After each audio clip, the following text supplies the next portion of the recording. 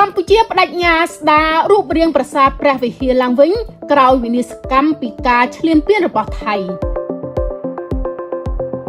ទោះបីជាត្រូវរងការបំផ្លិចបំផ្លាញយ៉ាងធ្ងន់ធ្ងរពីទង្វើឈ្លានពានរបស់ថៃទាំងពីរលើកកាលពីឆ្នាំ2025ក៏ដោយក៏កម្ពុជានៅតែរក្សាជំហររឹងមាំដាច់ខាត់និងមិនចុះចាញ់ហើយបានក្រោកឈរឡើងវិញ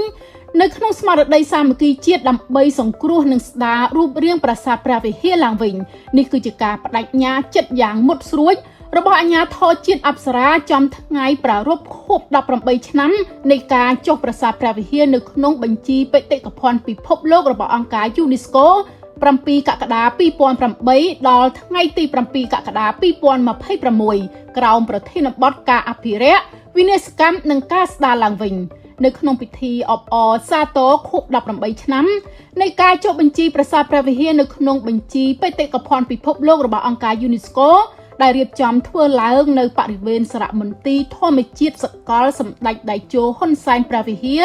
លោកស្រីភឿងសក្កណារដ្ឋមន្ត្រីក្រសួងវប្បធម៌និងវិចិត្រសិល្បៈបានប្រកាសយ៉ាងច្បាស់ទៅកាន់ពិភពលោកអំពីការបដិញ្ញាចិត្តរបស់រាជរដ្ឋាភិបាលកម្ពុជានៅក្នុងការការពារបូរណភាពទឹកដី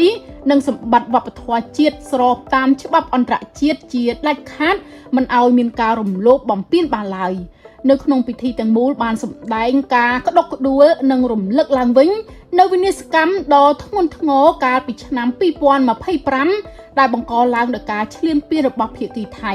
ទង្វើនេះបានបន្សល់ទុកនូវការខូចខាតរចនាសម្ព័ន្ធប្រាសាទបុរាណសរុបចំនួន562កន្លែងដែលជាការបំផ្លិចបំផ្លាញតម្លៃលេចធ្លោជាសកលរបស់មនុស្សជាតិព្រមទាំងបានបង្ខំចិត្តឲ្យប្រជាពលរដ្ឋខ្មែរប្រមាណ 16,000 នាក់ភៀសខ្លួនចេញពីលំនៅឋាននៅក្នុងតំបន់បេតិកភណ្ឌពិភពលោកខូចខាតផ្ទះសម្បែងសាលារៀនមណ្ឌលសុខភាព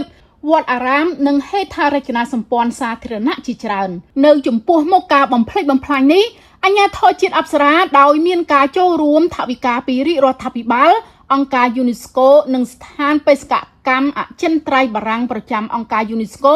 និងអង្គការពាក់ព័ន្ធផ្សេងទៀតបាននឹងកំពុងតែវាយសម្រុកអនុវត្តផែនការសង្គ្រោះបន្ទាន់រួមមានការបោសសម្អាតអាវុធយុទ្ធភ័ណ្ឌដែលមិនទាន់ផ្ទុះនឹងគ្រាប់បែកចង្កោមដែលបន្សល់ទុកដោយភាគីថៃការទល់ទ្រសង្គ្រោះបន្ទាន់រចនាសម្ព័ន្ធប្រាសាទពីការដួលរលំបន្តទៀតការប្រមូលនិងរក្សាទុកបំណែកថ្មនិងចម្លាក់នានាសម្រាប់អភិរក្សនិងជួសជុលការថតឯកសារ 3D ប្រាសាទបុរាណទុកជាប្រវត្តិសាស្ត្រនិងការស្ដារប្រព័ន្ធផ្លូវទឹកបុរាណឡើងវិញ។